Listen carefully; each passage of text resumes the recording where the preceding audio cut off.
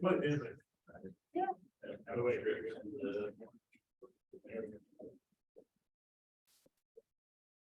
Oh.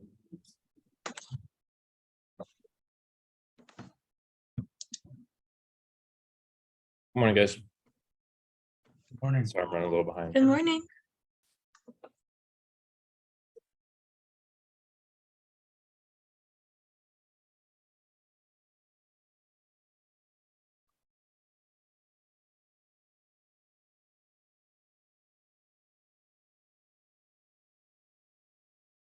Okay.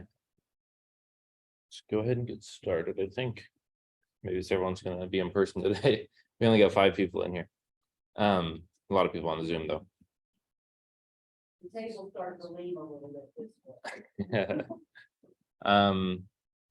Okay, so let's go ahead and just talk about the homework. If you guys had a chance to build something out using Material UI, with an emphasis on trying to make something that's responsive for mobile phones and desktops. Does anybody do that? Does anybody have any questions when they were doing that?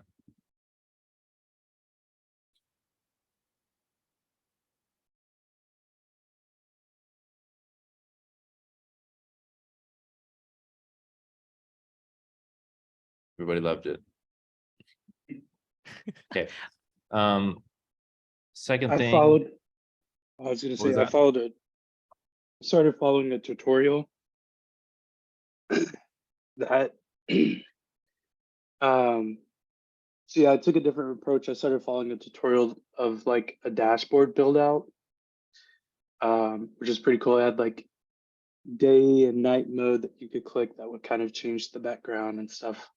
So it used like a bunch of the theme stuff that we went over, typography, stuff like that. I didn't get finished, but yeah, it's pretty cool. It's like a 4-hour tutorial. It's like building out a complete dashboard with bar charts and pie charts, and he's using like sidebar and MUI and all kinds of stuff. So Awesome. Alex was just saying that he took a tutorial that he just found online over the material. It was like 4 hours, and it like had him just built like a whole dashboard with like pie charts and bar charts and sidebars and stuff. That in Slack. And he said she wants a link to it. no problem. Can I make this go away?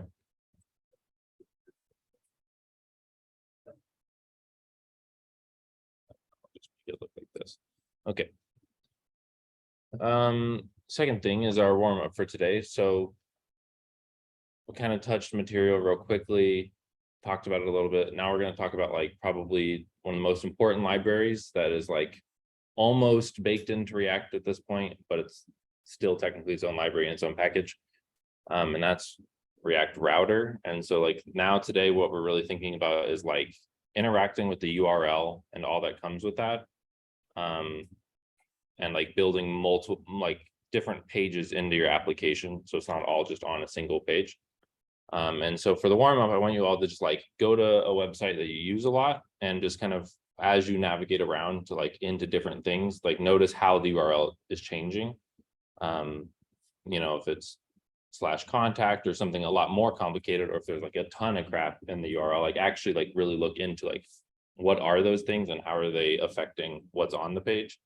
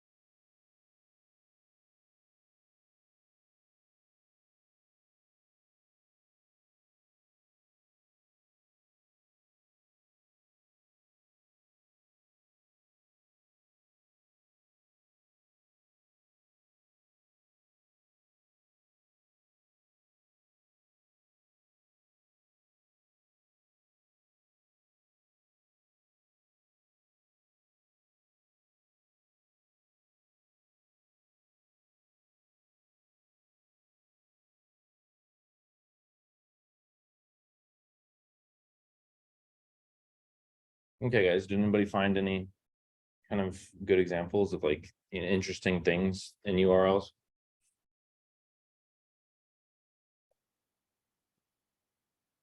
Think whenever, I'm not gonna use Arc because like Arc hides it all right here, so it's kind of hard to actually pay attention to it. I have to actually open up Chrome so we can watch it, but like if I go to this GitHub, for example, so it's like github.com/okcoders, it's kind of small. I can't really make that part bigger, but it's like /okcoders, right? And so like that piece is basically telling the page, I want to show the data for this okcoders organization. And then like I can go to okcoders/curriculum, and now it's saying like I want the piece for this organization for this project, right? And then like as you go deeper and deeper and deeper, like it keeps adding to it. And so like now we build like a long nested thing telling exactly what to put on the page based on the path, right? And so if I refresh, it's preserving this page because the path is still the same, right? So that's how it knows what to show. Let me see if I can find something like maybe normally links like this have super long stuff.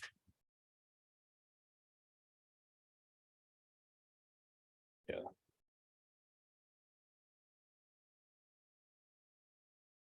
See if this would show me something here.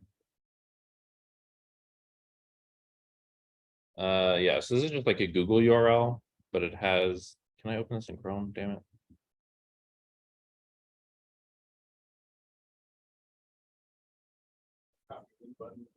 Yeah.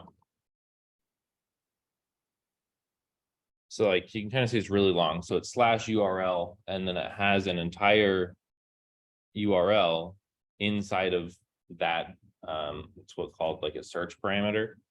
And then so there's that, there's a Q equals this, and then there's SA equals D and source equals docs and UST equals this, right? And so it's like it's a long ass thing that's just trying to fit all of this data and like preserving it in the URL. And so like whenever a good example of exactly why URLs are important are things like bookmarks. Like if I want to go to like, the material docs, material actually has like a lot of material. I don't know why it broke. It's fun to go to components and then like this checkbox, right? It's normally a little button thingy. Let me find a longer. There we go. So you can kind of see up there, it says React checkbox / and then it says hashtag label placement. And that's like specifying not only which page you're on, but where you're at in the page, which we kind of looked at that in HTML a little bit, right? Like if you wanted to link to a specific part of the page, then you could have like an ID.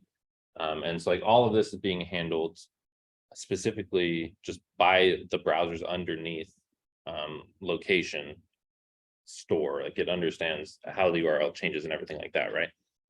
And so we're gonna just React Router, the library, really just focused on interacting with the URL basically, and not just the URL. Like there's kind of a lot more underneath that you wouldn't really think about. Like it actually can hold data inside of your location. Like there's just a whole state object that exists that is just the page you're on. Here's all the state that is inside of it. So like if you wanted to have some logic, like you change pages and you wanted to know about something, you can have logic that's not just like visible in the URL. And so we'll kind of look at all that, but there's a lot of information that the browser is handling. And so we can kind of look deeper into how React Router abstracts that for us. Sweet. So let's get rid of this and here. Okay, so that's kind of what we're talking about here is like, if I have the same path, I expect to go to the same place every time, right? Like it just kind of gives a layer of consistency, and that's just like good for the users. Like they always get the same thing that they expect. And this is another thing. Reacts are what's referred to as like a SPA, like SPA, single page application. And it's kind of weird to have a single page application that actually has like 17 routes, right? Like has like multiple paths and multiple pages that you can go to. What single page means is that it's all based on one index HTML. And then JavaScript is handling replacing all of the context on the page with the new data for that route, right? So there's only one page that is actually being given, actually being served, right? Like they just go to, like if I were to go to live server, then I would just get /index.html the entire time. And so like it's all being served just from this one file, and that's the single page. But then JavaScript is adding on to that root element itself and replacing all of the content on the page as the route changes. And so that's why it's a little weird, but like most React, Vue, Angular, all of those things are all single page applications in our use case. There's also things like static sites where instead of like updating the DOM in real time, you will generate a static site for each page, right? And so whenever I go to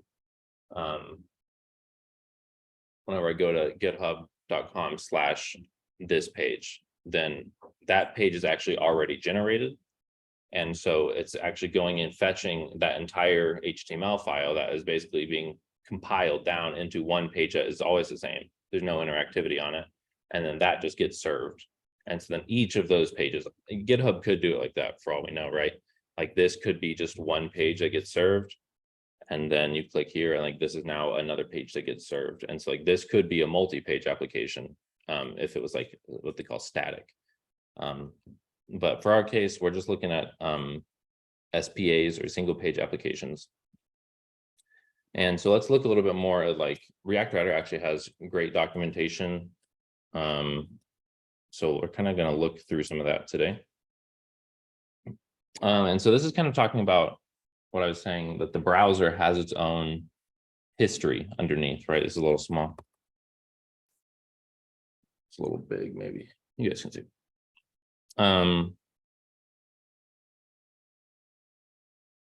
So yeah, there's what it calls a history stack, which we're going to click into this link here. Oh, so this actually has like definitions for everything also, just like within this document. I would kind of read through some of these if you guys have time. We're not going to talk about every single one of them, but it is good to kind of, we don't really have a lot of like definitions like we do in high school, you know, like it's like, here's exactly what everything means, but it is kind of nice to have it sometimes because you're like, there's so many terms and so many things. It's like, here's exactly what they mean. But in this case, we're talking about, where to go? Bam, history stack. I'll keep open over here. So the history stack is, as the user navigates, the browser keeps track of each location in a stack. If you click and hold the back button in a browser, you can see the browser's history stack right there. So if you look at that, I hold this thing. Well, maybe, I don't know how Arc handles these things. Should work the same though, but if I go here, right, and so like it has memory of everywhere you've been. That way, whenever you're clicking around, it preserves it, right? And so it's like, how do we think, like what kind of data would the browser have internally that is letting us hold this around, right? What do you guys think? Local storage, like it's not. Well, what I mean is like, whenever I'm looking at this, like what, right? It's like, this is just an array and it has, in this case, a bunch of URLs that is like making visible to us, but it's actually an array of objects and it like stitches those objects together into the URLs. And so we actually have access to that inside of our, give me my definitions back. So that's kind of like what the history is. And so we can actually just latch on to that history and interact with that array inside of our JavaScript specifically. And it's like that gives us some pretty powerful stuff that we can interact with. But here it is building this array, right? Says, for example, consider the user clicks a link to dashboard, clicks a link to accounts, clicks a link to customers /123, and then clicks the back button, and then clicks a link to dashboard. So it's like saying, it's building out this array that your history is dashboard, accounts, customers 123. They click the back button, and so like I don't know if you can see the accounts is highlighted now because like this is where they're at, but there's still something in front of them in the array. And then they click into dashboard, and so it replaces that last thing with the new place that they're landing, right? And so as you're navigating around, it's like building and updating this history. And so it's kind of, I don't know, before I started this stuff, like I would never think about things like that and think about like how the browser's actually like keeping track of what you're doing. But it really is just like it's keeping this array built of exactly what you do. And so like whenever I make a new tab or something, I have no history here, right? And so I can't go back and I can't go forward because I haven't navigated anywhere. And so every time you have a new session, it just, your history is gone. Anyways, and so for accessibility, we want to make sure that we're always updating this history. And so like if I like programmatically change a user's page, we want to preserve the history. We don't want them to be like, oh, I went to this page and now I can't go anywhere. Because I was like, oh shit, this is an ad or something, right? Click back. And like they expect to be able to do that. And so we need to make sure that we're like always thinking about the history and don't like overwrite it or wipe it out or anything. And there's like a lot happening, right? Like all of this is the browser's native stuff. And it's kind of, it's like when you say like document.get by ID and all of that kind of stuff, it's like really low level. You're doing everything kind of yourself. And so we're not going to manually update the history a lot because React Router will handle all of those updates for us. And so here it's talking about with client-side routing, developers are able to manipulate the browser history stack programmatically. For example, we can write some code like this to change a URL without the browser's default behavior of making a request to the server. And so I'm saying we have a link tag that has an href to the contact page. And then we gave it an on-click and we said window.history.push state, and then some arguments that we don't care about, and then like a route, right? And so we're manually, this is like the most manual way. Like you see, there's a warning, says like, hey, don't do this actually, because React Router obfuscates this. But this is like manually, like if you were to say, here's an array dot push and add something to the end, like that's what this is doing, right?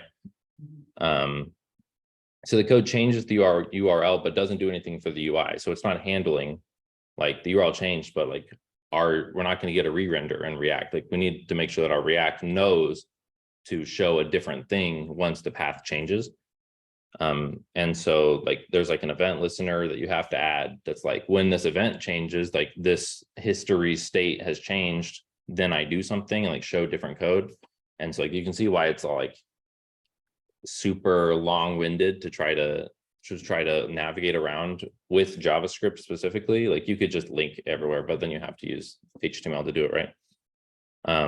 And so if we want to be able to programmatically, like let's say you sign in to an application, after you sign in, you get moved somewhere else. But then that's like a use case where you don't want them to go back to the sign-in page, right?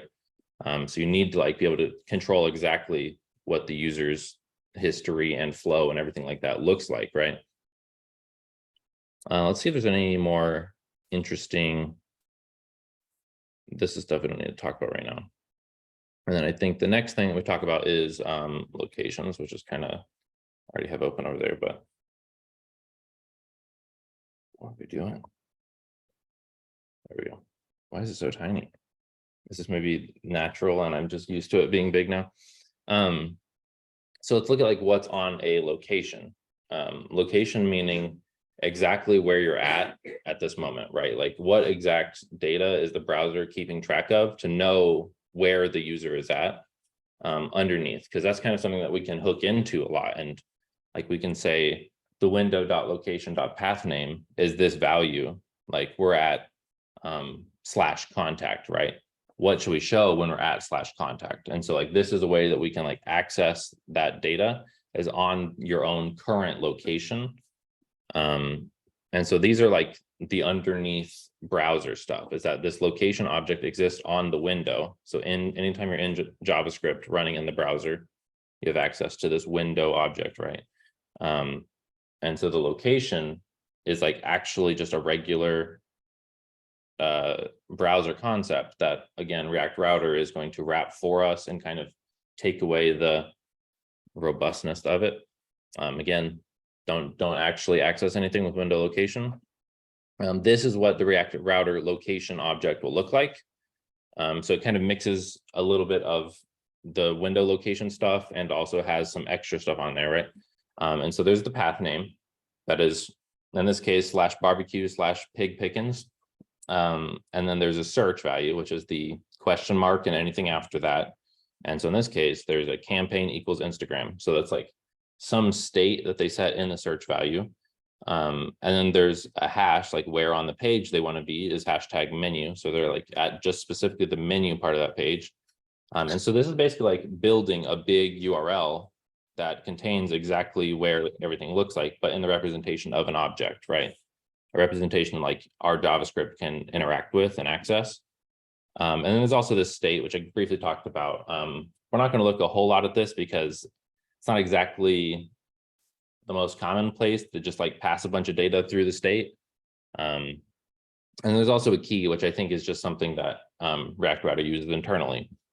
But this is like just what React Router is keeping track of every time you change page. So it's going to always have this location object built. It's going to pick apart your URL into these three pieces: path name, search, and hash. And then it's going to build this object for you, right? Yeah, and so that's what we're talking about here. It's like building out this, and then whatever your domain or whatever would just go in front of that, and then you have a full URL. Blah, blah, blah. I'm just trying to make sure. There's a lot of good stuff in here. Yeah, okay. I think we're getting into other stuff after that. And then, oh yeah, let's talk about this. Where did this end up? I think this is a link to the same thing, so we can just go back over there. I think I need to get lower.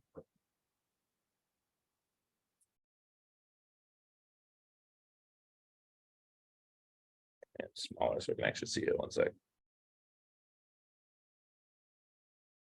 Okay, so this is going to be like this is kind of like exactly what the new thing looks like, but we're actually not going to write anything like this anymore because this is like old React Router, and it just was updated recently. So this is kind of what the code.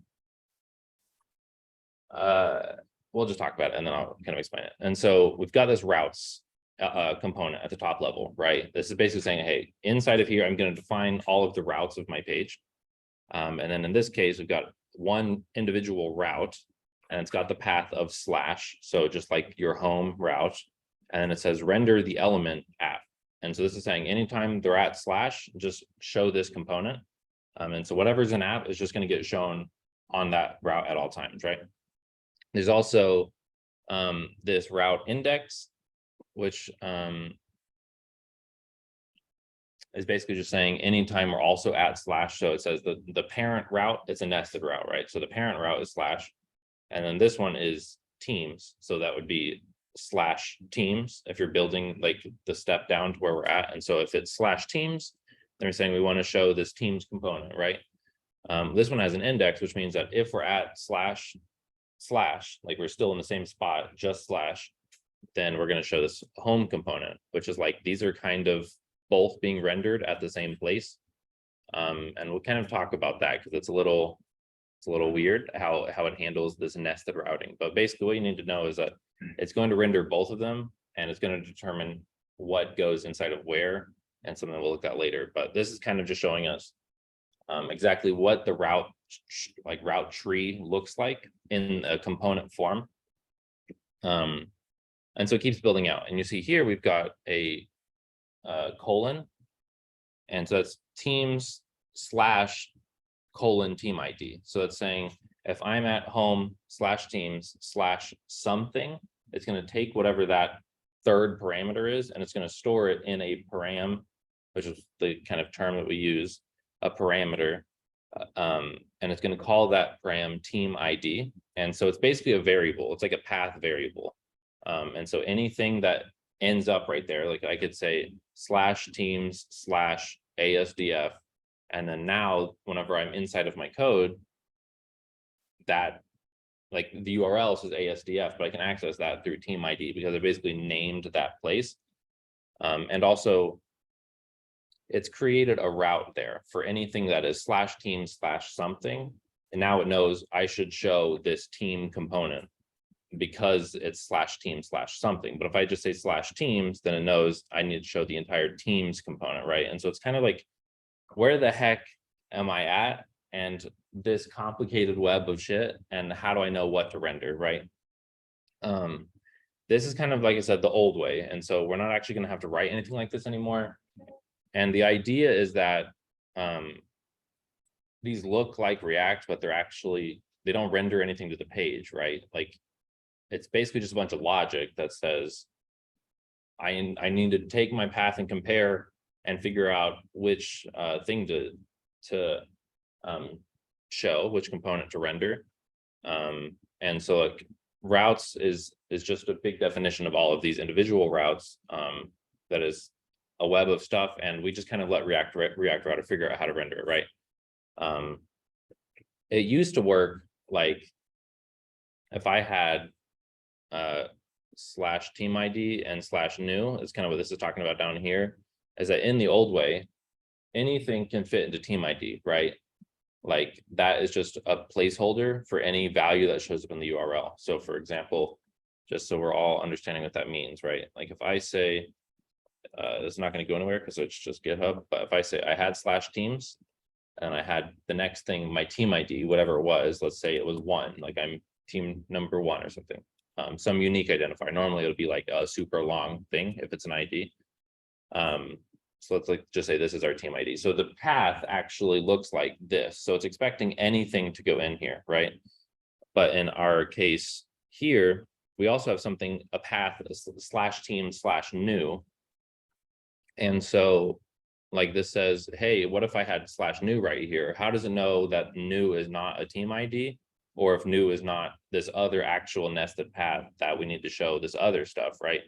And so before, like if you guys ever interact with old React Router, which is likely because, you know, if you find a job and they aren't the most up to date, then you might have to look at the other stuff, right? Before it's going basically in order to say, hey, I hit this first. And so that's what I'm going to show. Like it caught here. So you'd have to write your route specifically to try to make sure that it's going to catch on the right thing, which made it kind of a mess. The updated, most modern version of this is taking every segment, which is like /this, /this, /this. That's like 3 segments, right? Every single piece. And it's saying which, I've got my location object that has all of these different pieces on it. And I've got this big ass web of stuff. And it said, which one has the most matching segments? And so if it's /new, then and I also have /team ID. It's like, well, I have something that exactly matches /new. And so I'm going to show that instead. So it doesn't care about what order they're in anymore. It's going to just match as much as it can.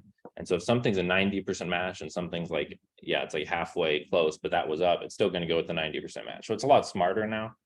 And so you kind of don't need to care about exactly how you throw it in there as much anymore. The most important thing is like how you nest it, right? And so the top level still needs to be /, and then it needs to be teams, and then it needs to be new. So that's what's important, to make sure that you get to /team/new. It's like you're building out the tree of exactly the nested routes, right? Does that make sense? I just have a question. Yeah. At the top, you said path versus the app. Mhm. The index element is home, so they both pretty much on the same way. On the bottom where it says the new, where it shows new team form, and then that index has the league standings. How are those? They don't look too much into it. Yeah, so the index means it's at the /, right? And so if we're at /teams, what are we rendering here, right? We're rendering teams, but then we're also, it's kind of what I was saying, where it's like, it's going to show both, and I'll just kind of show you how it does that. I'll kind of just think about it this way, is like, in this case, teams is basically just a teams page. And so it could have some things that all pages inside of this need, like, for example, right? If I'm on, let me find a good example. I don't know what this is.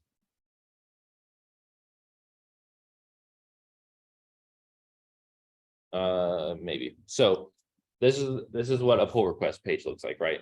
And so if I'm on slash pull, like let's say that was the top level of this nested route, right? So this is the equivalent of slash teams.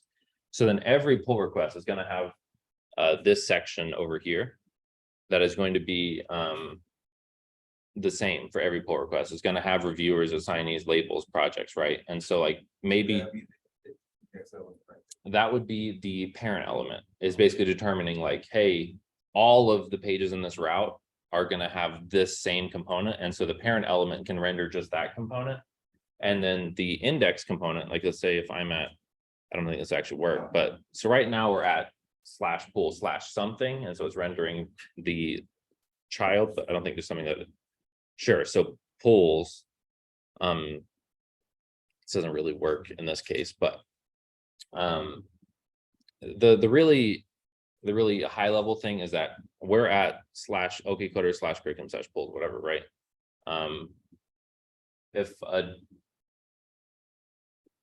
We're going to kind of talk about it Wednesday, and it's kind of the newer, deeper part of it, but basically you can have a wrapper component and then everything inside of its children will just get shoved in. And so like, let's say you have a nav bar and a footer, then everything in the middle will just get, like, if there's some child route, will just get put into the middle, and the outside, the wrapper will determine exactly where and how to render its children if they come through. And so in the case of this one, like they have a component called page layout, right? And so there's actually no path here at all. And so that's just saying like on any path, because you're right, it's going to determine if it matches or not. So any path that says privacy is going to have this page layout, which let's say page layout has a header and a footer and a side nav and stuff. And so does, I assume that means terms of service. And yeah, so just those two. So both of these, privacy and slash TOS. So like all these are at is just at the root level as slash privacy, because there's no path specified here. And so if it's trying to render privacy, then it has to go through the page layout. And so the page layout is going to determine how, like, if it's rendering privacy or if it's rendering terms of service, and make sure that it has any other HTML stuff on the outside. So the page layout will be there no matter what path. As long as it's the parent, right?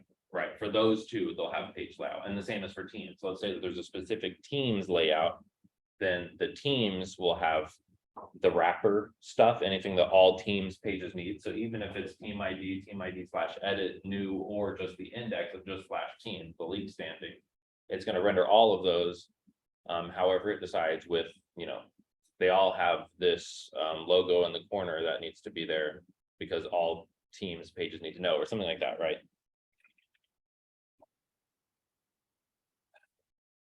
So yeah, so this is kind of like the core of how we'll be interacting with things, right? If I want to go to, like right now, if you go inside of your app and you like navigate to localhost 3000 slash something else, it'll just blow up, right? Because it doesn't know what that is. It doesn't know how to render that page.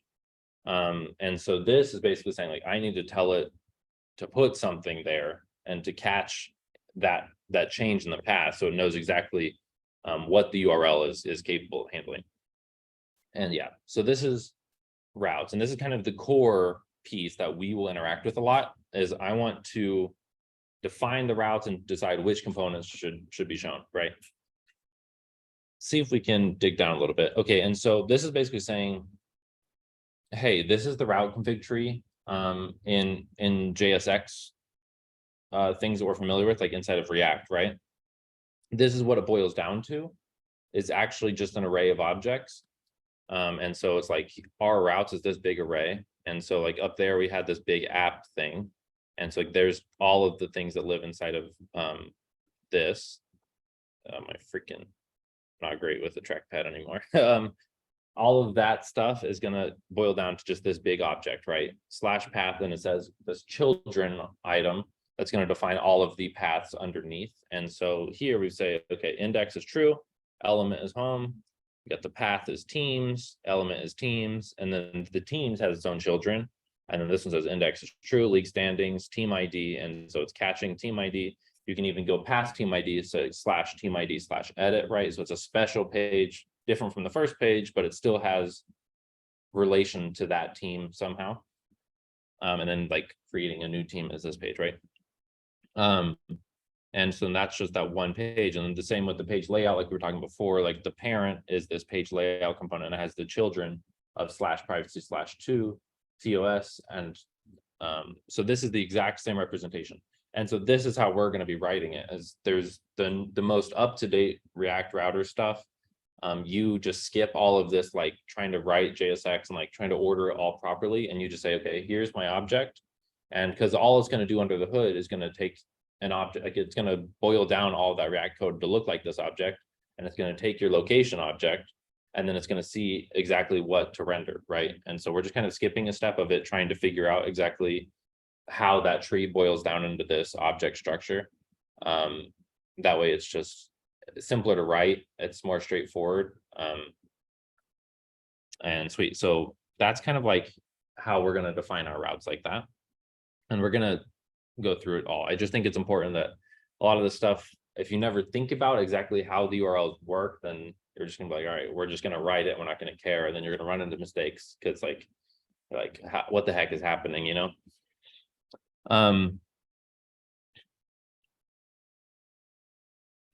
Think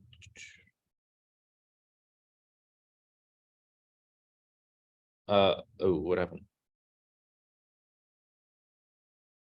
So this is talking about the team ID segment.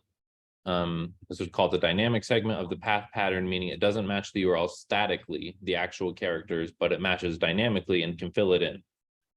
So for both /team/123 or /team/cupcakes will match.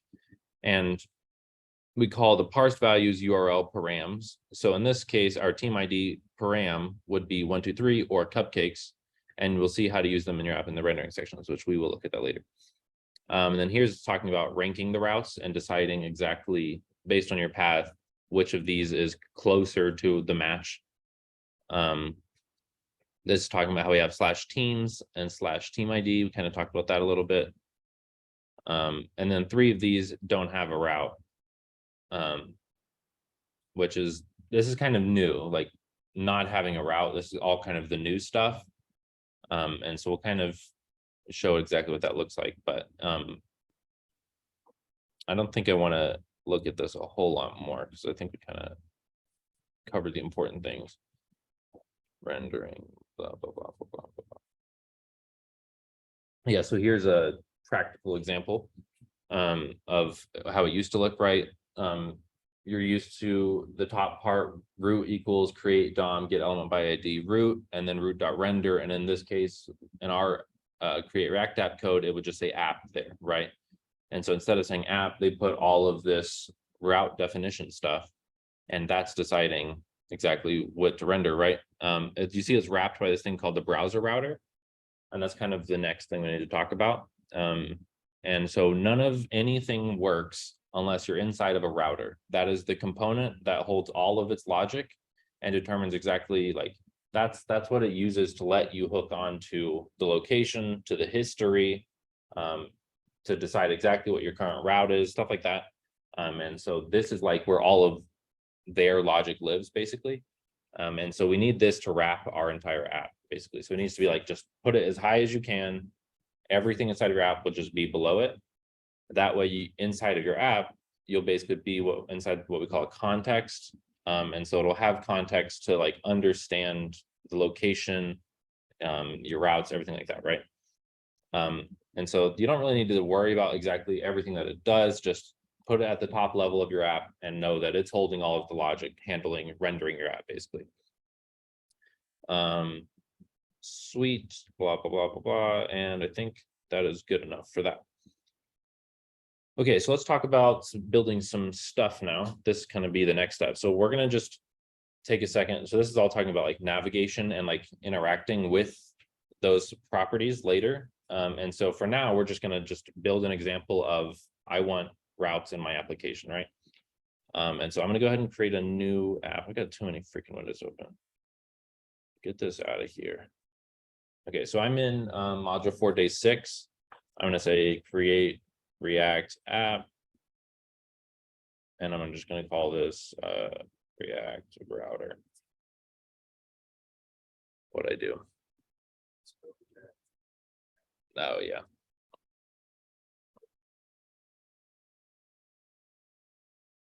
Create React app there. Thanks.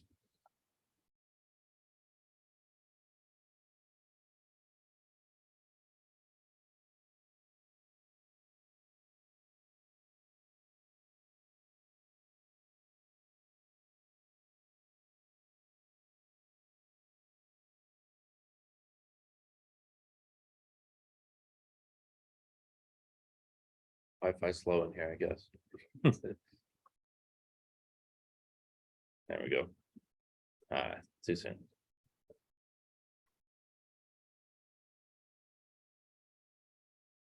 Okay, sweet. So I'm gonna just go here. What I changed in here.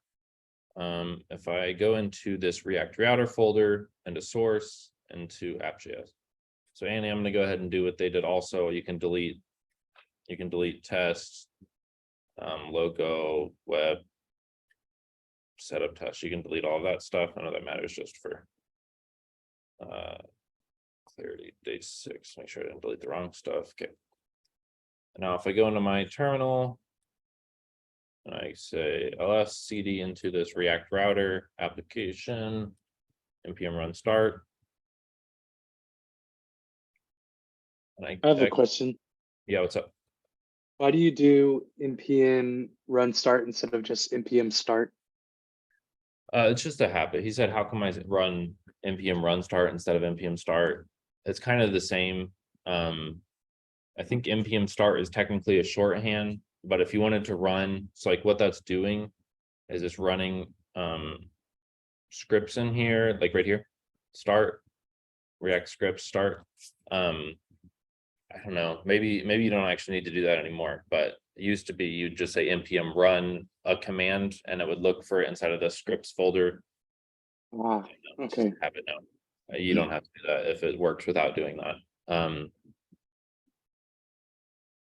Whereas oh yeah, I deleted my logo, so I actually don't have this anymore. And so we're just gonna do spam, delete this logo. Oops. Save that. Hopefully our browser works now. Or web vitals. I don't know where that's coming from. I deleted too much. Now I'm in trouble. Damn it, I've made so many create React apps. There's like a million of them. Module 5, module 5, module 5. Here we can do this. It's too freaking big to see. Just go to your resume. We're not actually in yeah, so we just need to do this. Bam, bam. Delete all this junk. Okay. Save that. Working now. Nice. Okay, so now I've got nothing in here, so it's just say hello to make sure it's working properly, right? It's nice and tiny. Okay, so just to demonstrate what we did before, if I wanted to go to the contact page, we actually don't have React router set up yet, but it'll just go to contact. But like we said, nothing happens. If we had React router set up, it would say, hey, this is not an actual route, and it would blow up. So let's look at that. So let's install React router. I'm just going to kill Arc and we'll just do everything inside of Chrome. So I'll just keep going back and forth. React router.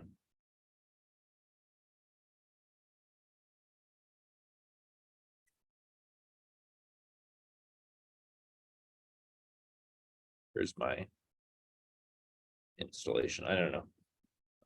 The only thing you really need from this is open a new tab. The only thing you need is repos. No, okay, coders, curriculum, day, module. 4 is what we're on day 6. Okay, so I'm gonna cd into that React router, and then I'm gonna run npm install so I can pull in that new package, React router DOM. And so this just means like there's 2 packages React Router and React Router DOM, but I think these days, all you need is React Router DOM, and it uses React Router in the like dependencies, so like it has it just underneath. But this one is just like everything gets exported from this one, and so you can just install that one. Okay. So now if we come over here into our application, let's look at writing new stuff. Go away, please. Okay, so from create React Router, dude, I'm struggling. From create React Router DOM, no Copilot, don't help. We're gonna look at create browser router from React Router DOM. Okay, and then we're gonna say const router equals create browser router. And let's look at what exactly this is. We actually haven't seen that. Let's come down here, create browser router. There we go. And so this is what it looks like. It's the same thing we looked at above, but now they're actually putting it into practice. And so it's going to be just this array defining the objects of your routes. And so in this case, they have a root route with the element of path. They've got a loader thing, which we don't need to care about. They've got the element that is root, and the children is path of team, and element is team, and it's got a loader of team loader. We don't need to care about that. And so all we need to do is just write an object or an array inside that has the objects that represent our paths, right? So inside of here, we need an array, we need an object, and we need to say path. It's going to be slash. And then we need to say the element. And so then we can say element. It's going to be some element. And so let's go over here. Source. This is kind of a new pattern I'm going to show you guys, which is like a pages folder. And so while we have multiple pages, every top level component will just go into this pages folder. Everything that is just like a utility component, anything like that, like a specialized button or something, will go in your components folder.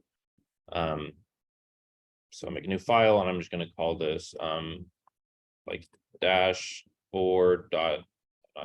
We're going to say const dashboard equals this thing. We're going to return a div. We're going to say you're on the dashboard. Okay. Make sure you export your components. Okay.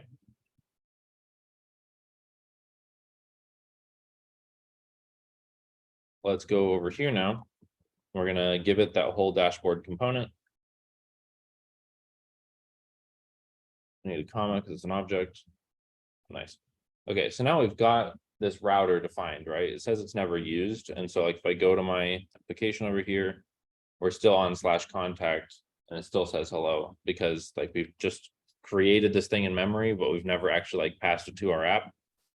And so like inside of our other thing, you know, we said, damn it, dude, struggling to navigate around. Inside of our other thing, we said we need to wrap everything inside of the browser router, right? Well, now we have this create browser router function instead of the browser router component. And so we need something to provide all of that context to our application from this browser router data that is being created. And so they provide us with a component called router provider. And so you just take anything that comes out of this create browser router function and you just pass it into the router prop inside of the router provider, router a million times. So let's look at that. So right here, we're just saying div class name app is hello. So we're going to replace that with the router provider. And then that component takes a prop router. And we're going to pass that our router that we're defining on line 5 here. And so if I save that and go back to our application, now we get an error because we're on /contact, right? It says, hey, developer, you can provide a better UX than this when your app throws in errors by providing your own error boundary or error element prop on your route. So this is just saying like in development, it'll blow up and show this error. It says like, hey, you didn't write a route for that because it is handling rendering everything. And so if it finds something it doesn't know what to do with, it just says, hey, I found an error route. There's no route there. But if I go back home, I do have a route there. That's my dashboard on my home route, right? And so now if I want to come in here and I want to write a contact route so that that one won't blow up, say path/contact, and we're going to give it a element, and it's going to be contact. We need to define this element. And it's going to be a new page, contact.jsx, const contact equals this. Turn a div here. You're on the contact page. Right. And then here, we need to just import that contact page. Sweet. And so now we're on localhost 3000, and then we're on /contact, and now it says we're on the contact page. And so now we've created a route for that. And so now it's determined based on our URL that we need to render this component, right? So this is kind of like React Router at its simplest form, is just, I could make 5 pages, define them all here for each individual route without anything nested. And that kind of covers most use cases, unless you're building some kind of large, deep nested thing. Like you're just going to have like, here's my dashboard, here's my projects, here's my contact, like just show those things on those pages, right? Would you make this router on that, or were you just doing this for an example? Would the router be its own component? This is how I would do it. Just because app.js won't really want to have anything inside of it, right? Like that's just kind of the index of your app. And so if you go here, like you're just kind of wanting to see like the setup stuff, it's always kind of weird. Like index.js is like, you could also put it right here instead of app. You could just say route provider router, and then which like I think is kind of more common these days, because like you were talking about, like having the layered components, most components will have a nav bar or something, right? So we could like move all of this stuff and all of this route providers. There would be no app.js. There would just be on the root, there's dashboard, and then on /contact, there's contact. And so there wouldn't need to be an app.js because it's all just handled at the top level from the router, right? It doesn't really matter. Like you could even put this as low down in the component tree as you wanted if you were just getting, if you had some weird use case. But yeah, generally it's just simplest to put it at the top level inside of app or index, doesn't really matter. The only thing is that like this is handling rendering your application. And since it's in this app.js component, it is inside of its own like bubble, you know what I mean? And so if you needed something to happen before you actually rendered your page, then now you have a place, index.js, that you can do stuff inside of there before we actually get to like showing what's on this route, right? And so like this kind of gives it like, and I don't know, I can kind of, I won't show you. There's a lot of shit that you can put way before you ever actually put anything onto the page. And so like all that logic can go into index.js. And then this page is just worried about showing stuff. Sweet. Okay. So let's look at, let me change this to be contacts, rename this to contacts. So it was a contact me page. Now it's like, here's a list of my contacts, right? And we'll just do this. Const contacts equals an array. I'll say ID is 1. Name is Greta Robbins. And then I don't know. That's good enough. It doesn't matter that much. Okay, so we're gonna just do the BAM, and then we're just gonna give them a couple. Oops. So 2, 3. Zach Maze.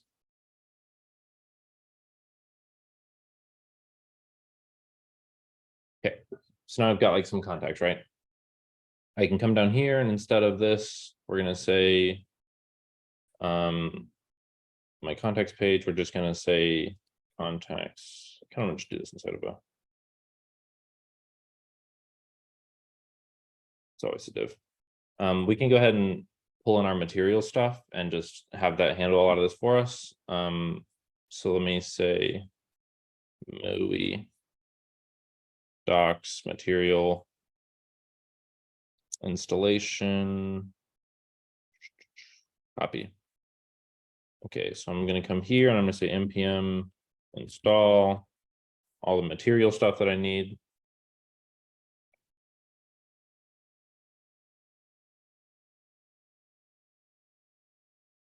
Sweet.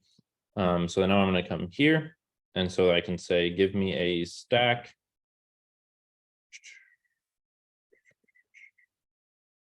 Import stack from at movie/material.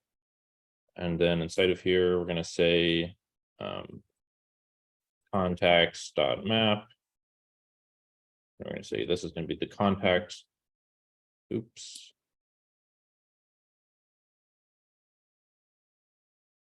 Okay, so now we're mapping through each of those contacts, right? And so inside of that, we're going to return just a card. So just material card, so we can just get used to using these components. So we've got a card, we can say we've got a card header.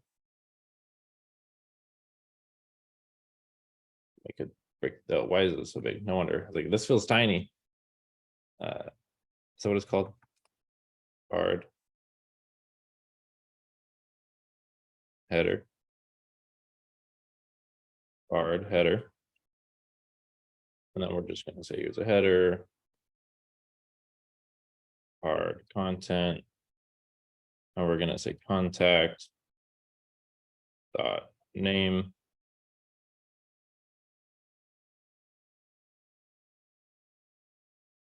Footer. There's no one to import anything for me. Is that not what it's called? Card.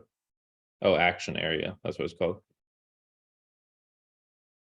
And then we're just gonna for now just put action here, and then we'll update this part later. Okay, so now we're mapping through our contacts and just putting these cards into play. I need to update contacts.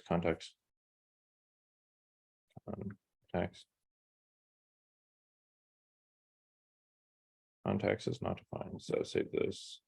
This needs to be contacts. Okay. Okay, so now I'm just rendering this. Let's throw these contacts page inside of a container, just so that it can have some padding on the left and right, so it's centered. Sweet. Okay, so these are kind of ugly.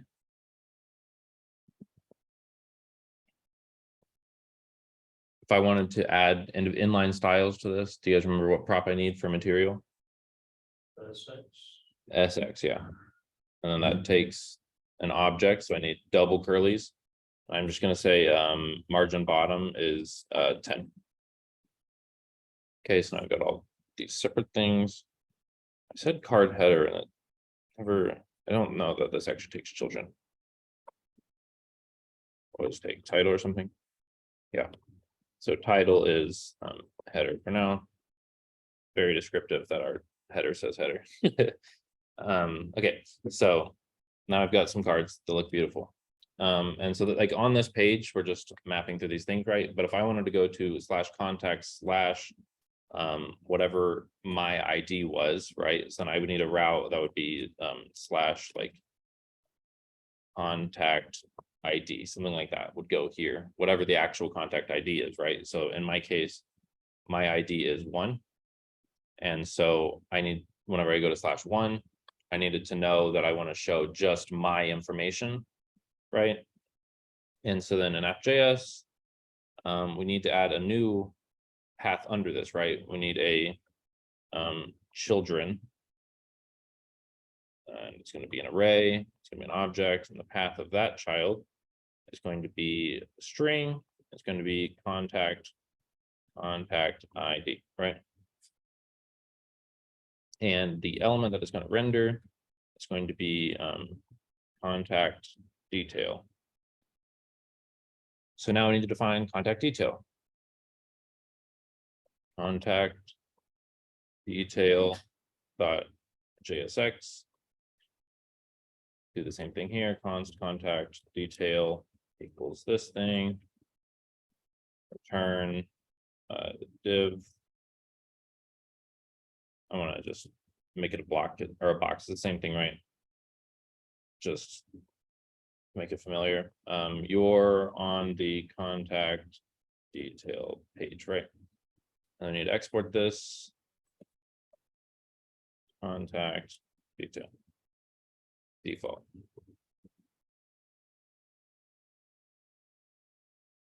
That was painful to watch. Glad you said it. Okay, so now at slash contacts, slash something, we should go to this page, right? And I don't know if I need a slash here or not, I don't remember.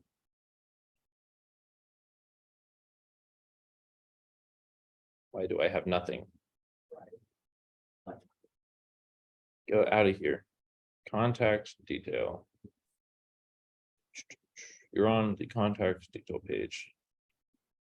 I don't think this needs this.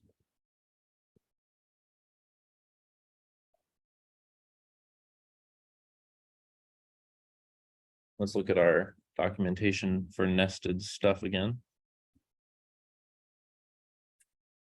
So slash contacts. There's also something to think about right here. So right, we're under, in this case, they're under path slash, and then they're putting stuff under like team, right? So they could have just made a route for slash team to go outside of this like root slash path. But they like wanted that outer component to wrap their team component, right? You can have them all nested under just this root path if you wanted something to be in all of those pages, right? But in our case, we're just manually showing, hey, I want this contacts page. I'm trying to figure out what its deal is here, though.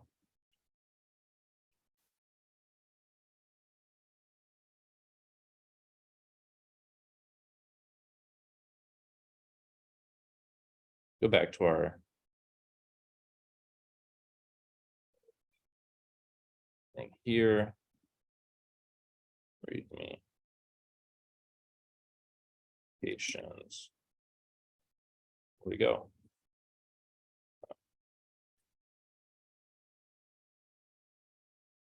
Put that in Chrome.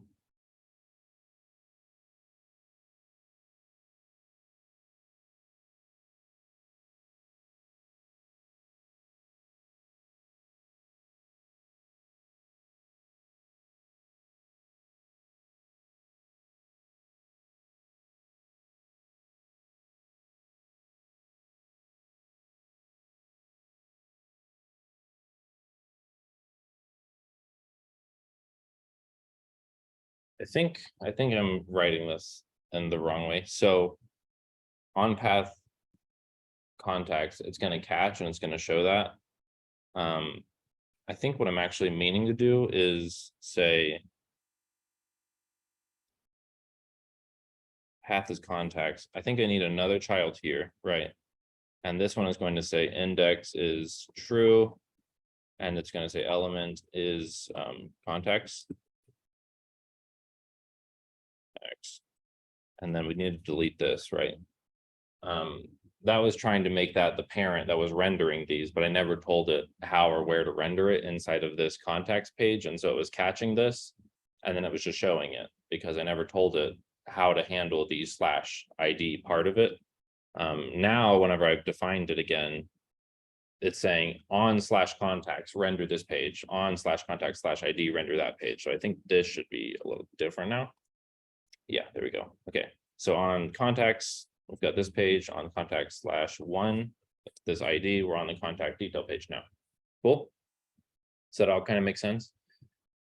So let's say that on this contacts page, like, how do I get there to contact /1 whenever I click on this element, right? You could use just like a regular A tag, right? Just say, contacts page. Inside of this action area, let's just give it an A tag. And then say, view details, something like that. A to href is slash. I think I need this. And give it this, and then say bam. And then say contact.id. So we're gonna just like make it a link to that ID.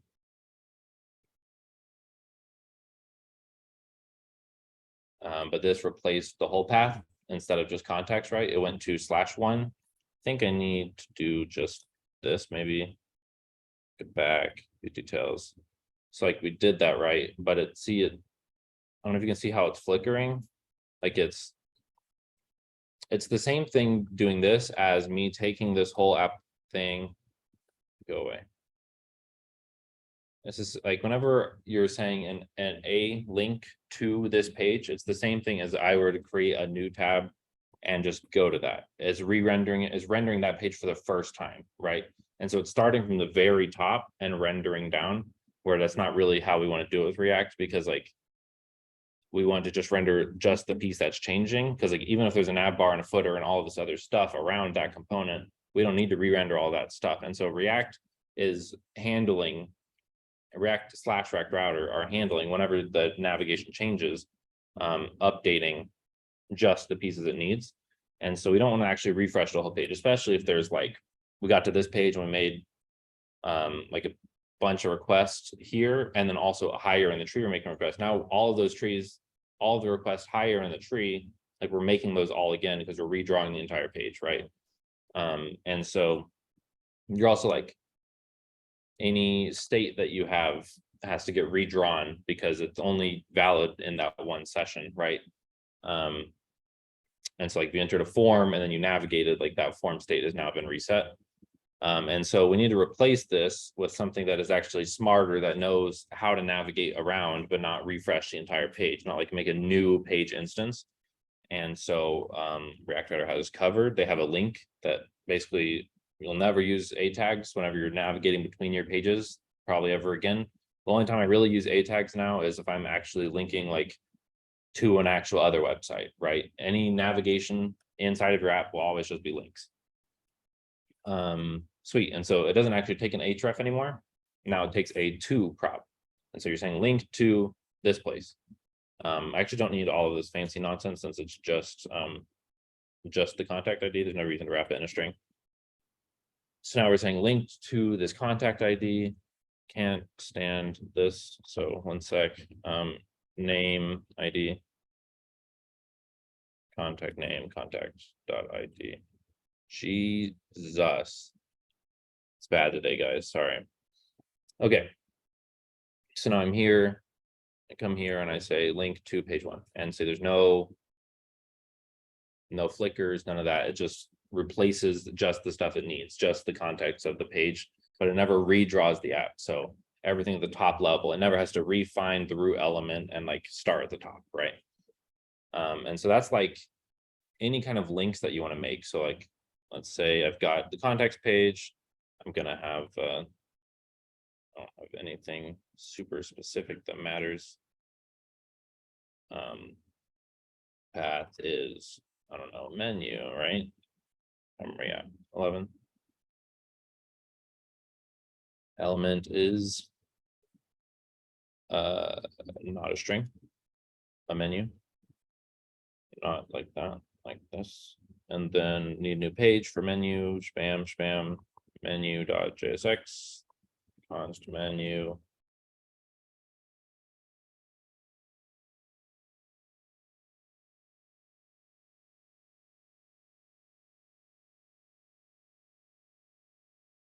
Export the menu. Okay, so now I've got like a second page at the top level of the app. I need to import this here. Oh shit, not that one. That's the material component menu, not my menu page.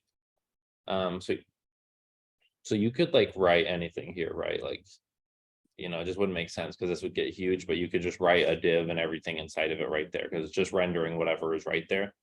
It just makes sense to encapsulate each of those inside of their own components. Sweet. So now I've got this menu component too. And I wasn't gonna trying to figure out exactly. I was trying to split this over today and Wednesday, like the more complicated pieces. So I think we're just gonna copy some code and then I'll show you how to refactor it on Wednesday. But the idea here is that on the dashboard page, we're just going to show blah, blah, blah. Here's the dashboard, right? And then we need to be able to link to the menu and to the contacts page from there. I don't know what we're building. Why would I have a menu and contacts? But it's some sort of shop that also you have friends in, I guess. Sure. So we need to go back to here and we want to create the links to those other pages. Sweet. So inside of the dashboard, let's just say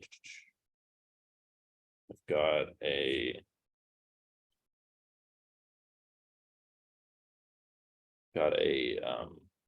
unordered list, I guess. I think actually let's use the material list component. Shit. And then inside of here, let's say list item material, and then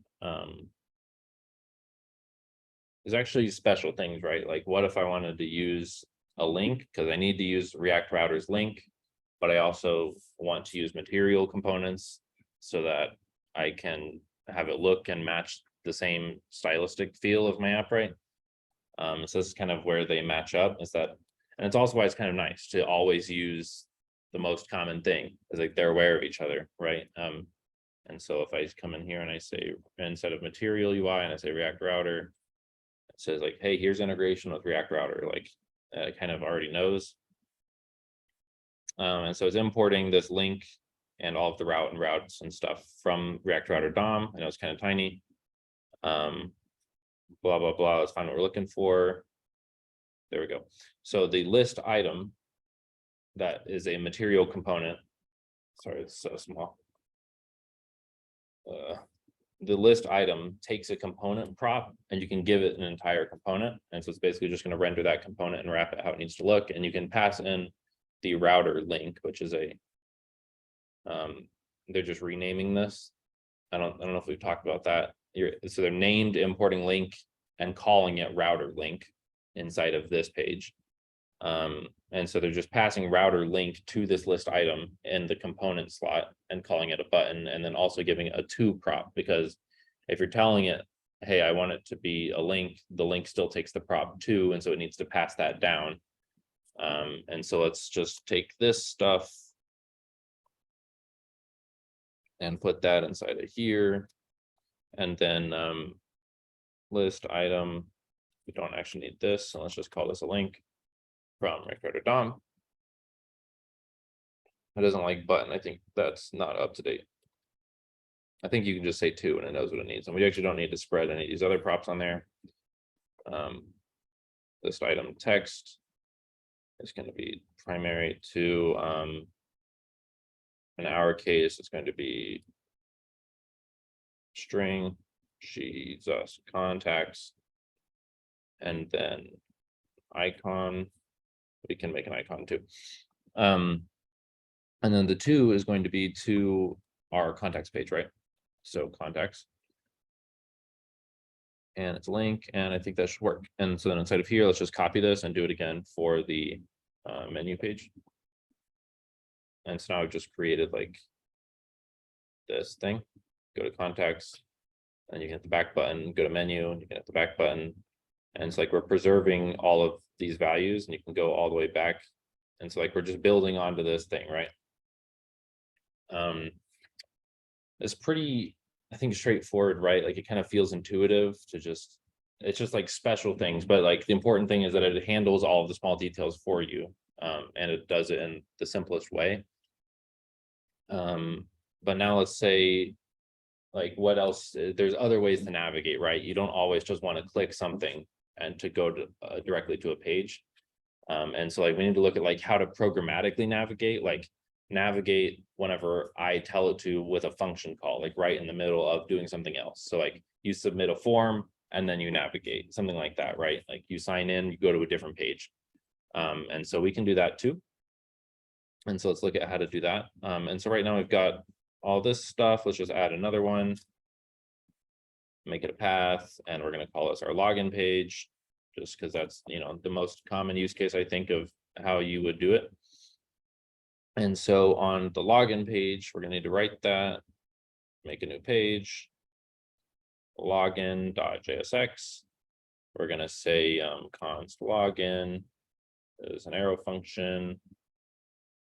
We're going to return a form from not React Router. I don't know why React Router has a form. Form group. Sure, I don't know what that means. We'll see. And then we're going to say form control. And then we'll look at how to use this stuff because I don't really remember. You always gotta look at the docs because you're never gonna remember all this stuff. Login. And we'll just leave that there. I don't know, I'll just put something in here so we can figure out what that's rendering. We need to import this login component inside of our path here. Okay, so now if we go to the login page, let's see like what that spit out, because I'm not even sure. Probably nothing. Something. Okay, so let's I keep leaving that open. It's massive. We can just close this and the menu and the contacts and all this stuff for now. Let's just focus on the login page for a second. Okay, so let's look at building like just like a form real quick and material. So if I wanted to build a form and material, I will come in here and I will say, where's our data input? Yeah. So let's go to text field because normally it'll like show you stuff, form props. So like they've got this big form here. Let's see how they like wrote that with. So they did something special here too. They said, I've got a box and I want to give it the component of form. So they're like basically telling it to use the HTML form element. That's what just like the regular string form is, right? Blah, blah, blah, blah, blah, blah, blah, blah. None of that matters. And then they just did a div with a bunch of text fields in it. Probably just because this is for their example, doesn't matter that much. I think simplest solution is to just go to our other page that we built the other day. When did we build that? Who knows? If only I would name things better. Oh, what was that? Learning movie. Oh no, that's bad. Day 4. Day 3. Oh yeah, this feels like something. Sign in form. So we're looking for. Okay. So it's got all the data that we want in it. We'll just rewrite it with material. Bam. Come over to here. Let's just paste this in. Okay. So we need to rewrite all of these methods and stuff that it has, all the state and stuff that it has. So I'm just going to copy all this in. Oops. We need to import our use state. We've got our handle submit, and we're just logging this form data. And then we've got a form. We can do what they did and just say box from material and say that component equals form. Style, we don't want to use style. So I'm going to replace all of these just styles that I did. I can't believe I wrote so many, disappointed. And we're going to replace those with SXs. And so those all need to be on material components if you want to use SX, right? And so we've got an input. Let's call this text field. Got an input. Let's call this text field. We got a label. We can call this form control label, something like that. And let's look at our documentation for form group.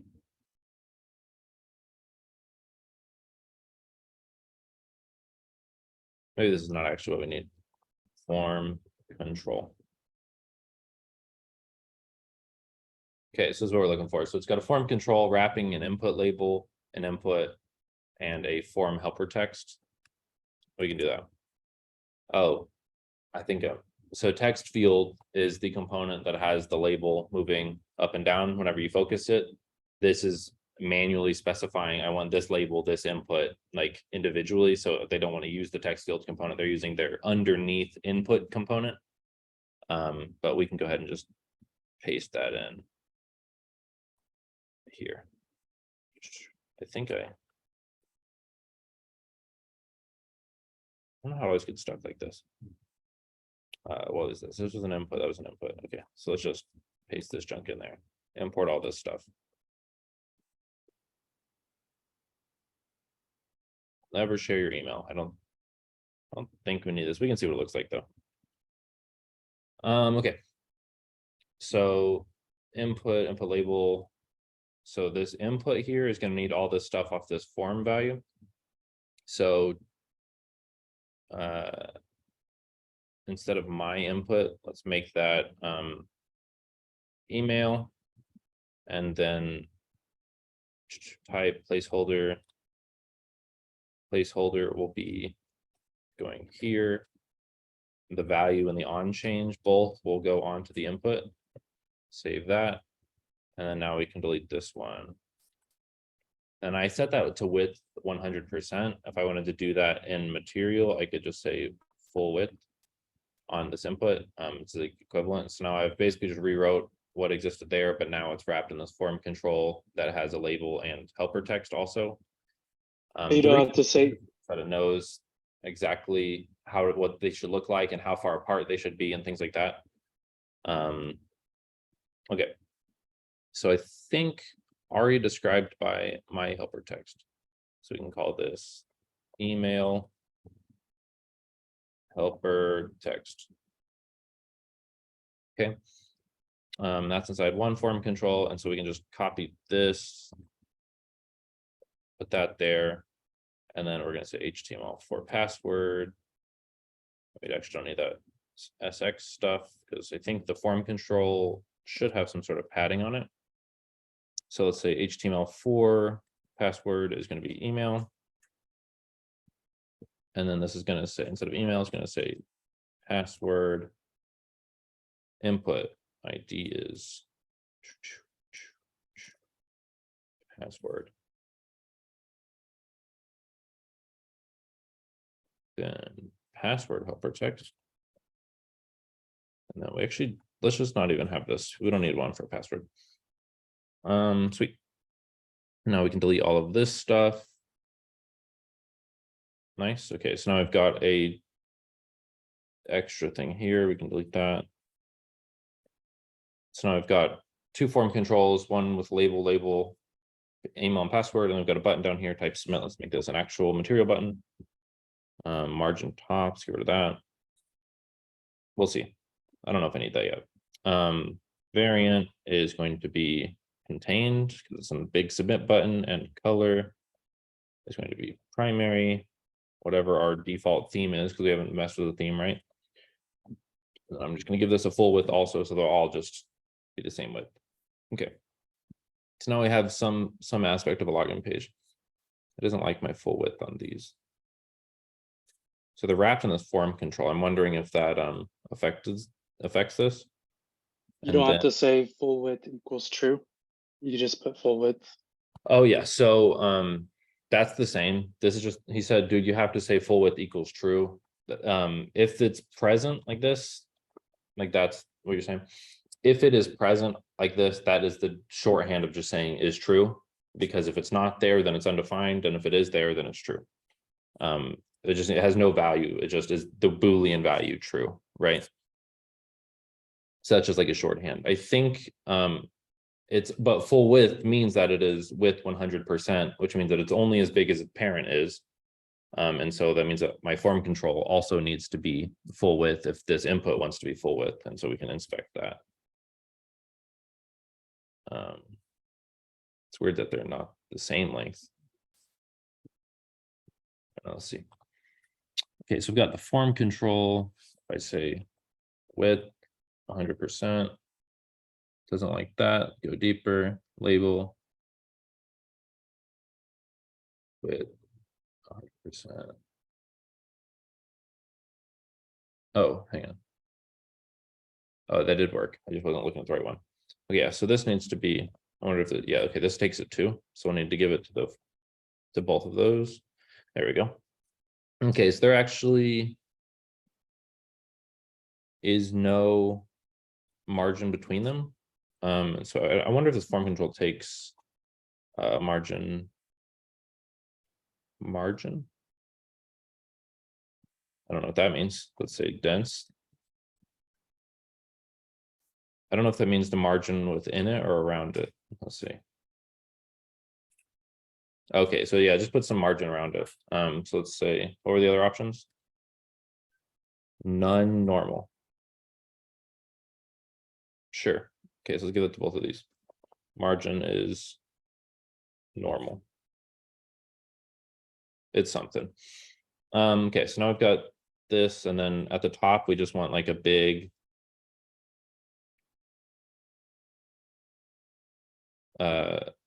header, so we can use a typography component. This is just, I think we looked at this one, right? Just say login, and let's say variant is an H1. So it's like I want this to be what they determine as an H1. So it's kind of freaking huge. H4. Okay, sure. And we're saying flex start. Let's just say, I'm gonna comment that out and see what they give us. Oh, also, so we're on a box, right? So we actually don't need this to be a box. If we say stack, we can get rid of flex and flex column because those are already the defaults. We're saying margin is 0.30. I think I want to actually get rid of this part, and we can just get rid of this whole SX for now. If you're on the stack, you can use the system props reduction. You can use just like margin equals this instead of saying SX margin, right? But I think we can just put this in another container.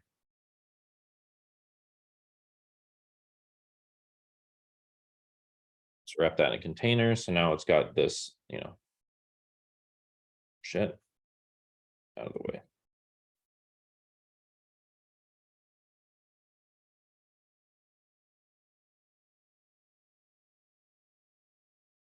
There you go. Okay.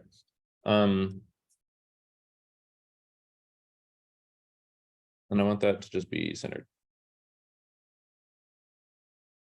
So let's just say align. I'm in a column. So I think I need to align items center. There we go. Okay, let's see, we're on a column. Remember, it's on its side for the HTML or for the CSS, the flex direction and stuff. Okay, so now I've got this really pretty login form. And then whenever I log in, I just say this and then this, and then why is it showing me that? Shouldn't this say type? It's like, hang on, that's kind of weird that it said it didn't. There we go. Okay. Okay, so if I open this up, we got a console. We got email and password, right? So this is the same thing that we had before, but let's pretend when we console that we make a request to the service on the back end that like actually authenticates their password and username that are correct. Then it comes back and they were correct. Now we want to like push them back to our application, right? And so we need to look like you could make this a link, but then it never waits to see that it was correct, right? It would just link immediately, right? And so we need to wait and see that it authenticated properly, because if it didn't, then we want to throw an error instead of navigating. And so now we need to navigate programmatically, is what they call it, right? And so there's a special hook for that. And I don't think we've seen a lot of hooks outside of use state and use context, but they have one just called use navigate. So we're just going to say navigate equals use nav. Help me, come on, man. Use navigate.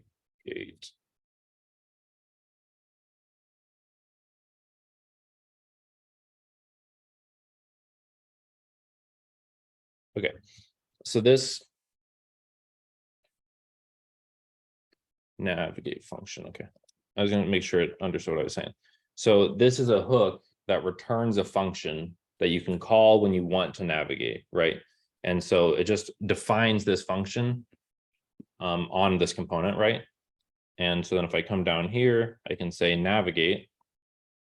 And then say, you see it kind of small, it just says to, so it's just like the link to, you just tell it where you want to go.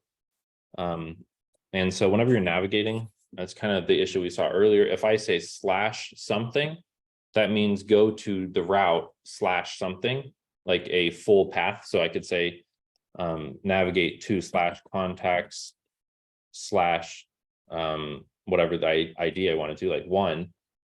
Or if I said go to this, then now it's saying go to wherever my current path is, add contacts to replace where my current path is. So this would technically work too, because we're on the same level. But if I was on contact /1 and I wanted to go to contact /2, you could say contacts /2 would work. And so that would navigate you to the same thing, but you're like being too specific, basically. Like you could just say, if I'm on contact /1, you could just say navigate to 2, and it'll just replace the 1 with the 2. Obviously, you wouldn't navigate, you wouldn't know the ID because it's all kind of programmatic. And so then you would need to say like whatever the contact ID was and just navigate to that value. But in this case, we're on our login page. And so we can just navigate to the dashboard whenever we're done. And so we can just navigate home. Okay, so now we're going to come here. We say blah, blah, blah, blah, blah, blah. That was my password. And now I logged in and I navigated programmatically, right? And there's no flash. You can go back to this. And so then now your login page would be responsible of saying, hey, if they're already logged in, you need to manage that state somewhere and say, if they're logged in, like, don't let them come back here because they've already logged in, or everywhere else in the app. If they're not logged in, push them to the login page all the time, right? And so then you can use this navigate method anywhere that they're not logged in. So like, let's say I'm in the, I can close this. Let's say I'm in the pages, I'm on my dashboard page. So we're saying return all this stuff. But let's say if I say const navigate equals use navigate. If I'm not going to write a whole bunch of complicated authentication logic, but let's just say if logged in, then navigate. Sorry, if not logged in, then navigate to /login. And okay, so now we need to define this, right? So I'm just gonna out here just put some fake logic that like const logged in equals true. So we're logged in, right? So now on the dashboard page, we say something, log in, we're here. If I wanted to log out, then I could set this to false. And then it did it while I saved because the value changed automatically, but it automatically pushed me back here. So I came here, typed in some stuff. Why did that not go back? Cannot update a component. Yeah, it's trying to write this component because like when it comes to this page, it's trying to write it too early. So there's actually a special thing for this, as this components work weird, right? Because it does go in order, but it draws the component first. And so since it's starting executing this component, it's starting to show all of the JSX immediately. And then it's saying, okay, and now I've started to put stuff on the page, now navigate away, but it's still trying to draw it because it all just kind of happens at the same time, which React doesn't like that. It doesn't want you to do a bunch of crazy shit all at the same time.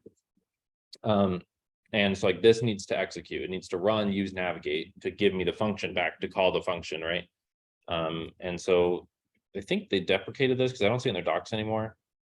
But there's instead of this use navigate, that's something you can call just in a function or anything like that. You can call the navigate function. They have a new component, or you can just say return. What did I have here? Oh, I might need to return here. Let's see if that works first, but. Something. Oh, okay, so I am pushing home now, so that did work, but also there's nothing at home. I don't think. Let's see. Oops, don't do that. I need to push back to login, right? Not to. I am navigating to login. I don't know.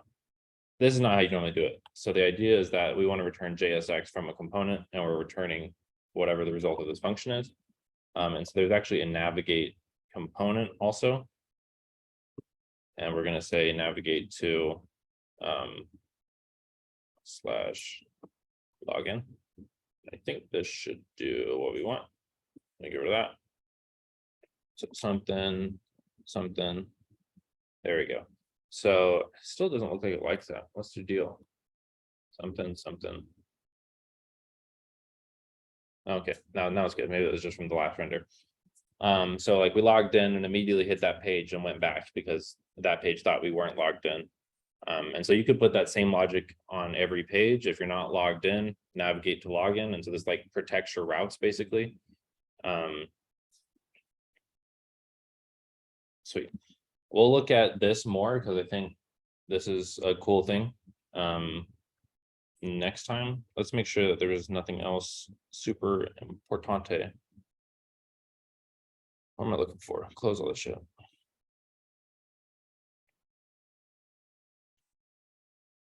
I'll go away. So that's like linking around. This is something I used to use more often, which is like another hook that we can see, which is the use location hook.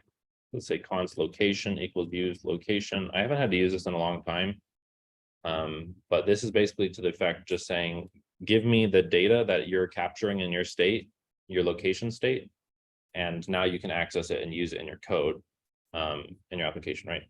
So if I go, I need to flip my switch on my dashboard to be true. So we are logged in, so it can actually let me land there. Something. Yeah, I don't actually need anything. Make this bigger. So this is giving us access to exactly that object we saw earlier, path name, search, hash, state, key.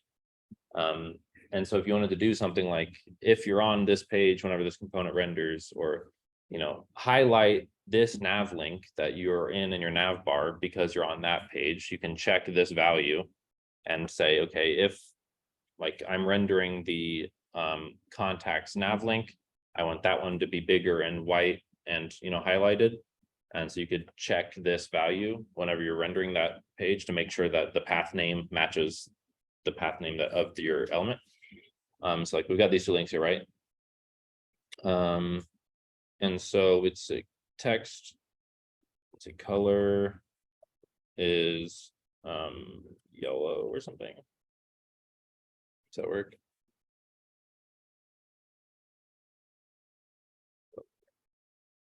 It's yellow or something.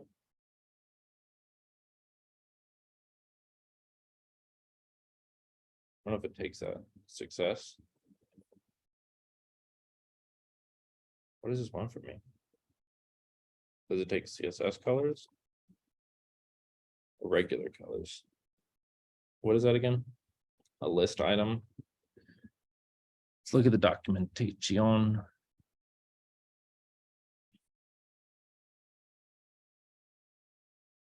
Bunch of stuff. It didn't even have a color on here. Why is it giving that to me? Okay. SX, let's just do it on this item here. SX equals color yellow, right?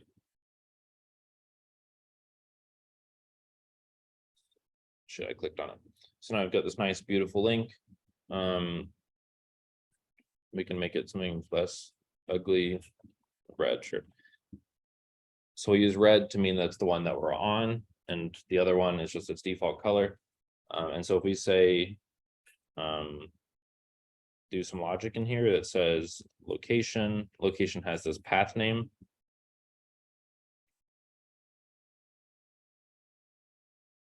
Oh, this doesn't work how I'm thinking because we're not rendering this component on the other pages. I was going to build a nav bar that says if you're on contacts, show contacts, but so the simplest solution is just copy this over. And we'll just duplicate some shit for now. So contacts. We've got this container, we got this stack, sure.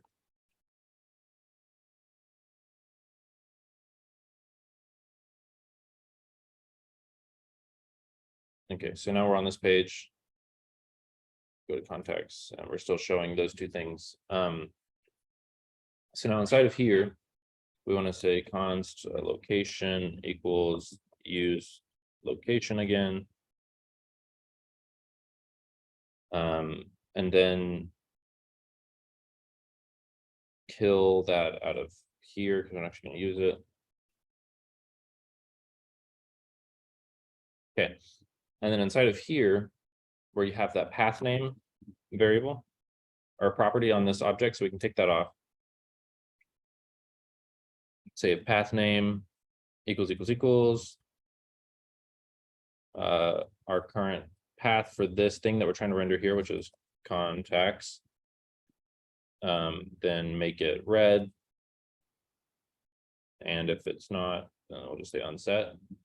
So if it path name matches this, then we're gonna make it red, and if not, so it'll be contacts. And then if we come to the menu, we're just gonna duplicate this component for a second. Well, let's just put in a thing, new folder, and just call this shitty nav JSX. I know I write a lot of great components for you guys. Rename this. This is going to be the components folder that will contain the nav. Okay, so we've got this nav, and we're going to export the nav. And then let's just take all this stuff that we're pasting everywhere and just put it all in there, and we can just render that on every page instead. List item, list text, link, and then path name. We need all of this stuff.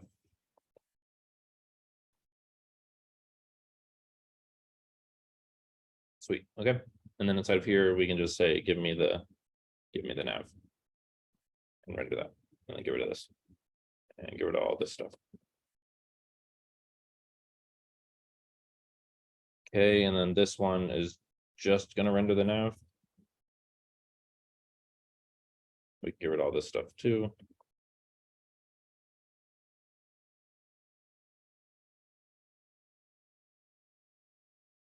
Nav, and then I need it on also the other page, which is the menu page. It's got this box menu page, enter and put in this nav, and then let's put this in a typography.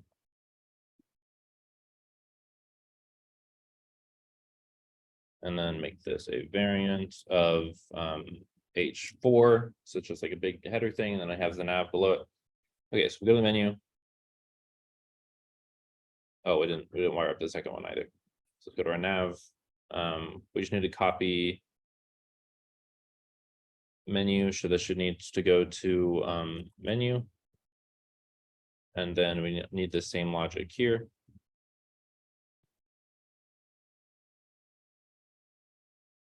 But instead of path name as contacts, it should be menu. So we're on the menu page, menu is red. We're on the contacts page, contacts is red. So it's like, you know, we're showing which one to the user is highlighted based on the actual location. So you can like determine value from that location object. There's also kind of a simpler way to do this, I think, that you don't have to like manually write all that stuff. If you say, so here's all their hooks, there's a bunch, a lot of this stuff. React Router does a lot more these days than even stuff that I've used because we work kind of in a different environment. But like all these loaders and stuff, I'm pretty sure the idea is that when it's going to render that route, it like you can give it logic to like make a request first, and then like, you know, if we're going to render the weather route, make a request to get the weather data first and then render the page. Something along those lines, but I haven't actually looked into all that stuff a lot. It's like kind of all interesting. It's all kind of new. Yeah, use match. Returns match data. Thank you. See match path for more information. Match path matches a route pattern against a URL path name and returns information about the match. This is useful whenever you need to manually run the router's matching algorithm to determine if a route path matches or not. It returns null if the pattern does not match, which is effectively what we're doing. We're saying if the path name and like manually pulling it out. So let's say const match equals use match. And then I think this takes a value. Need to import it. I think this just takes a string. And so let's say contact, right? For now. And log that out.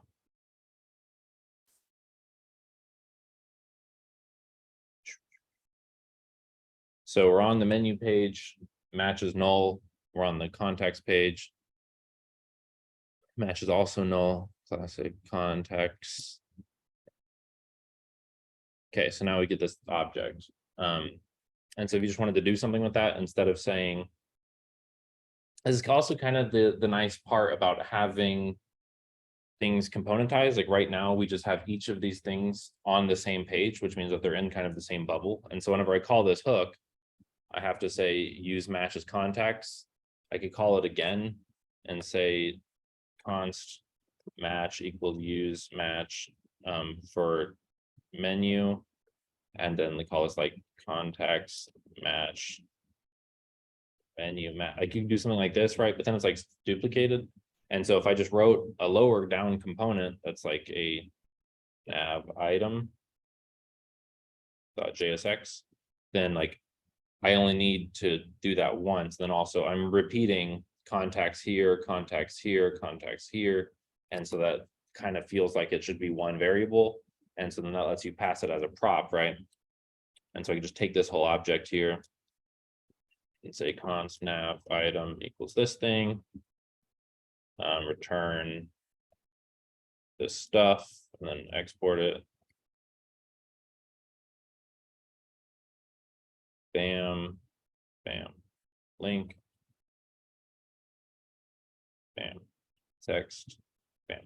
Okay, and so instead of here, we're going to say the same match equals use match. And then we're going to say what goes in here is just going to be the path name that we pass into this component, right? And so we're going to say path, and then we're going to destructure this from the props. It's a path. And then down here, all we need to say is if we have a match, then we're showing red. If we don't, then this. Get rid of that a little bit, path, and then this is to the path. Right, and then anything that says contacts in here, we need to, make it more general. So instead of primary, we need this to say just like label. So it's going to have path and label. Sweet. So now from our nav, instead of having these and doing the same logic twice, you can just pull in that nav item. And then we're going to say label. It's going to be context, and path is going to be /contact.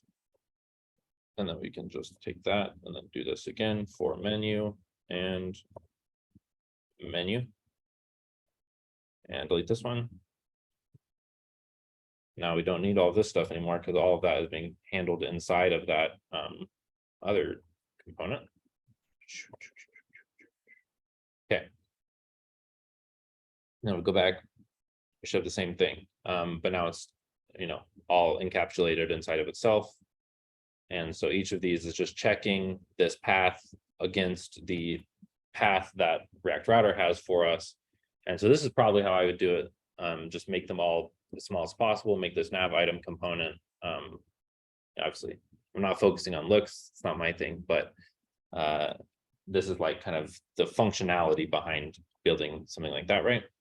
And so like this is all only available because we're accessing the location from React Router. Like it's just giving us access to that state through use match or through use location, things like that, right? Okay, this is yelling at me because I'm mapping and I don't have a key somewhere. Who's mapping? Context is mapping. So we're gonna say key is ID. Sweet. Okay, so now we've basically built navigation all the way around. We can navigate around. It's like this is all of the functionality that you need to just build an app, and then you would just flush out with material what everything should look like a little better. But I think you guys kind of get the idea. Like it's kind of simple. It's just like, here's a link and I need to tell it where to go and where to land and what to show.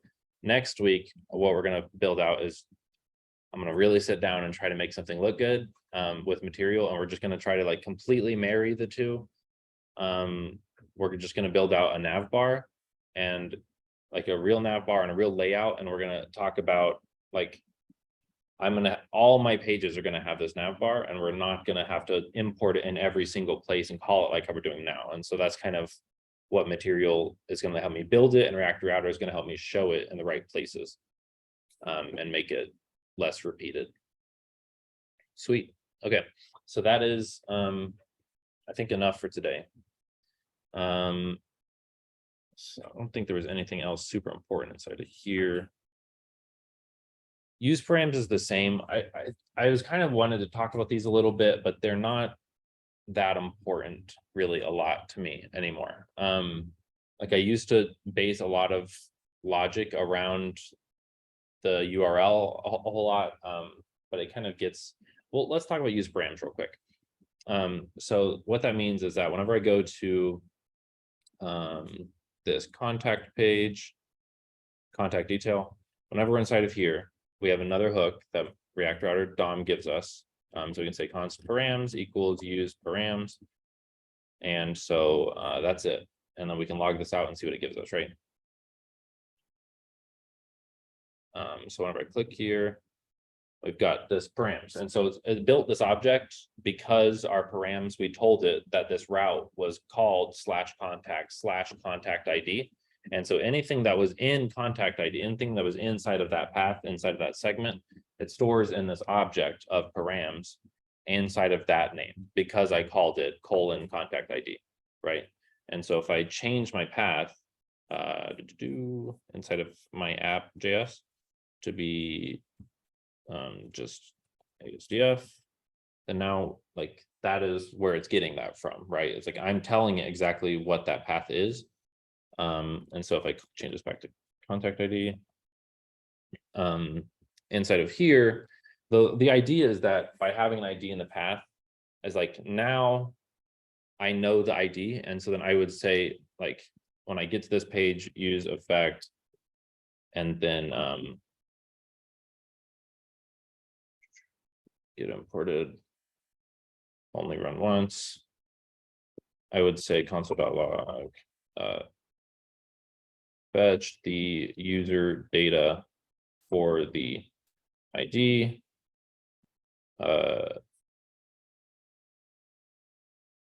contact ID, right? And so then right here, the page loads, and I'm fetching that based on the ID of 1, which, you know, it'd be a hash, but 1, I'm saying, give me all the data for this person. And then you would take that, put it in state, and show it on the page here. And so then every time I refresh, it still knows exactly which user to get it for.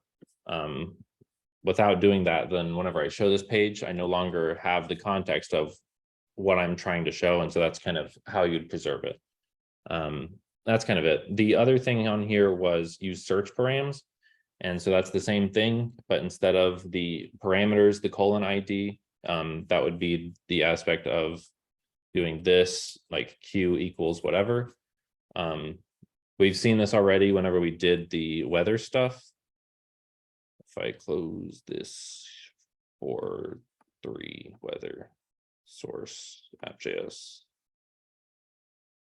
components weather, here, right? It's like they had in their API URL, they had these params. And so this just lets you access the params. Like, so if someone, but in like most navigation, which I'm just trying to kind of teach you the most important things, you're not going to be navigating between pages in your site with search params most of the time. This is kind of like, I'm sending someone to youtube.com/ whatever page, but then also some information about the video. And so it's just kind of like little metadata that you can sprinkle in there, and then use search params let you again have an object like how this one looked, where you can destructure whatever search params come through. But those aren't defined in the same way, right? Like those aren't like hard coded into the route. And so for this one, use params. I can always guarantee that it's going to be exactly contact ID because I set that variable. Anything in the search params is, you could put anything up there, right? It's nothing is specific to the route, like, because it's not actually, it doesn't matter. Like I put something here, it doesn't change the route. It's still just a sub piece that you can tack on to any web page. And the web page has to decide what to do with it. But I just don't think it's not that common really for just your general purpose stuff. So I don't want to build out a whole lot on top of it. Sweet. Okay, so that's the last thing on here. Does anyone have any questions about any of that stuff? Does it all kind of make sense? I have a question. Yeah, what's up? What's that console log rocket thing that you have? Is that some extension? Yeah, that's he asked about what is making the console.log happen. I'll look at all these. That's just this one, Turbo console log. turbo console log. Yeah. Awesome. You can just highlight, this is a sweet extension. You can just highlight anything like this contact ID. And then for me, it's Option Control L, and you can just, it'll just spit out the name of it with the things you know where it's coming from. And then also the name of, it's just based on whatever you're highlighting. So like if I just highlight this whole thing, then it'll put the whole thing in break, right? Oh, nice. Cool. Yeah, it's pretty sweet. It's a cool extension. Awesome. Okay, so homework. If you guys didn't build anything, was that homework from last time too open, do you think? Or do you guys not have time to do it, or what? Yeah, like just go build something that isn't, you know, that you enjoy. Be creative with it, something along those lines. Is it too broad? I had a good idea for it, I just didn't want to spend time was all. Cool. Well, so your homework today is really just rehashing things that we've gone over to make sure that they're really solid. So these are good documentation around a lot of these things. The first two are, so the first one is talking about imports. So if you're not comfortable with imports, this is just, let's reread through the information about imports. It's got a lot of good information there, like on all the kind of niche cases things, so you can just like see it once. And then the second one is like a pretty solid YouTube video talking about the same thing, like explaining it in more detail. And then I was kind of digging around on the new react.dev documentation. They kind of updated it past few months. And so they've got some really good articles around like how state works and like kind of the inner workings on that. So if you guys just want to read through those 3 articles, but that's kind of it. So we're not like doing anything with React Router or MUI or anything in our homework. So this is just kind of rehashing, making sure that we're really solid on the foundations of stuff from earlier.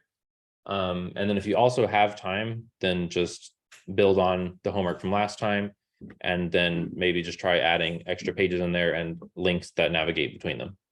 Sweet. Okay, that's kind of it. On the call, I will see you guys later. Yeah, thank you. Easy. Thank Appreciate you. you. Yeah.